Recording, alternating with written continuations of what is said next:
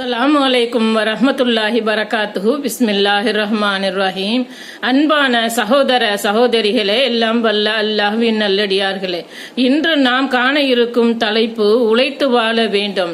நபி ஸல்லல்லாஹு அலைஹி வஸல்லம் அவர்கள் காலத்து மக்கள் உழைப்பாளிகளாக இருந்தார்கள். அவர்கள் வேலை வெட்டிகளில் ஈடுபட்டு விட்டு உச்சி சாயும் போது ஜும்மா தொழுகைக்காக வரும்போது அதே கோலத்துடனே வந்து விடுவார்கள். இதனால் தான் அவர்கள் நீங்கள் குளித்திருக்கலாமே என்று கூறப்பட்டது. அறிவிப்பவர் அன்னை ஆயிஷா ரலியல்லாஹு அன்ஹு. நூல் புகாரி 903. அல்லாஹ்வின் தூதர் ஸல்லல்லாஹு அலைஹி வஸல்லம் அவர்கள் கூறினார்கள், உயர்ந்த கை தாழ்ந்த கையை விட சிறந்தது. நீர் நெருங்கிய உறவினர்களிடமிருந்து தர்மம் செய்ய ஆரம்பிப்பீராக. தேவை போக எஞ்சியதை கொடுப்பதே சிறந்த தர்மமாகும். யார் பிறரிடம் கையேந்தாமல்